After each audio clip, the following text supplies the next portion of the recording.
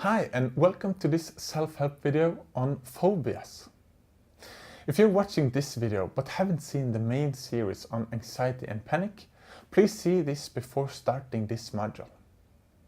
This module will not make sense if you haven't seen the main series, as the rationale behind exposure therapy will not be repeated. In this module we will review specifically how to use exposure therapy to get rid of your phobia. Specific phobias are characterized by an unrealistic anxiety reaction associated with specific things or experiences. It can really be anything, but the most common phobias are associated with animals, such as spiders, snakes, dogs, etc., heights, tight spaces, open spaces, syringes, and bodily fluids.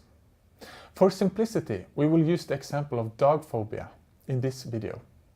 Fortunately, the treatment is the same for any phobia, so you can insert your phobia and work the same way.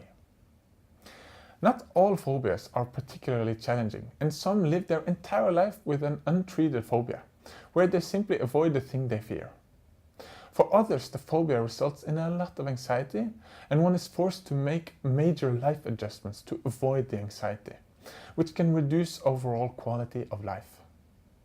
For some, the phobia is triggered by a traumatic experience, while others it's just like they always had it, or that it just spontaneously appeared out of nowhere. Whether it's the one or the other doesn't really matter, as exposure therapy is effective for both. Research tells us that exposure therapy is really effective in treating phobias.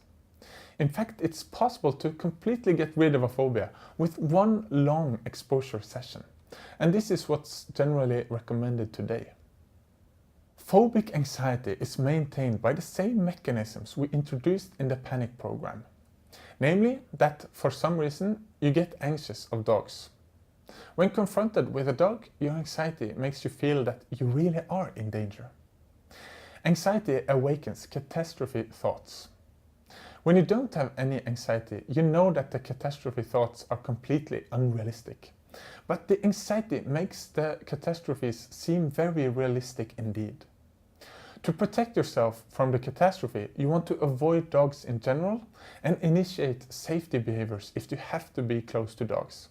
For example, freeze your body if the dog becomes playful, or to hold up your hands in the air in case the dog bites.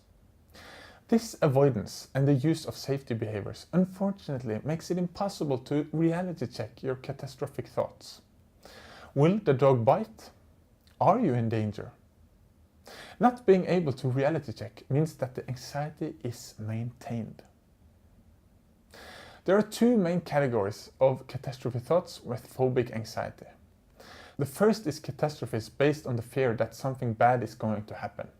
Like that the dog might be dangerous, or could harm you and bite you, or transmit dangerous bacteria, etc.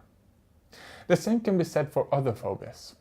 One might be afraid that an elevator will snap and send everyone to their death, that a snake or a spider is poisonous, etc., etc.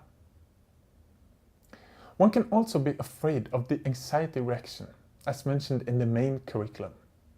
One can be afraid that anxiety will never go down, or you will just snap due to anxiety, where you do something awful, like jump off a cliff or eat something inedible. Here we can use the same argument that was introduced in the main series. In summary, we can say that anxiety is not dangerous. It cannot cause you to lose control, or to faint, or to have a heart attack, or cause you to suffocate. The anxiety will go down by itself no matter what you do, and in the long run it will stay down if you manage to expose yourself without safety behaviors. An exception to the rule is blood phobia, where a few can actually get a drop in blood pressure and may faint at the sight of blood. Today it is believed that this is a kind of unique defense mechanism, where a drop in blood pressure at the sight of blood might have been beneficial to stop or reduce bleeding.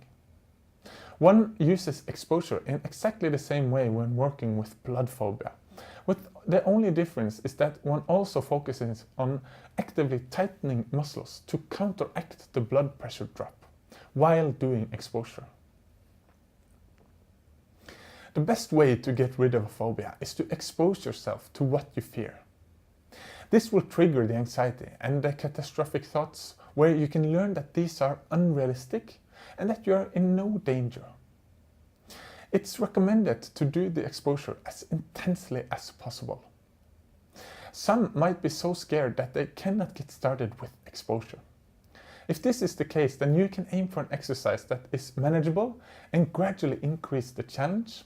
For example, by watching a small dog from afar while the owner restrains the dog, then gradually approaching it, then sitting next to it, then playing with it, then being alone with it, etc. Then you might seek out another dog, which seems even scarier, and challenge yourself. Variation in exposure exercises will make your anxiety disappear faster. Some phobias are very challenging to expose for practical reasons.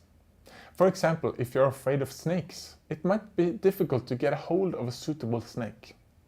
Here you need to be creative and work with what you got. We would also like to remind you that you should strive for overlearning while doing exposure. Go further than you need to do in your daily life. For example, by continuing with even scarier dogs, even when the fear is gone when you interact with your neighbor's dog, for instance. This extra effort will be worth it because you increase the chance that your anxiety doesn't return over time. That's all we had on specific phobias. Please use our exposure worksheet before and after each exercise. Look for other helpful links in the video description. Good luck with the exposure.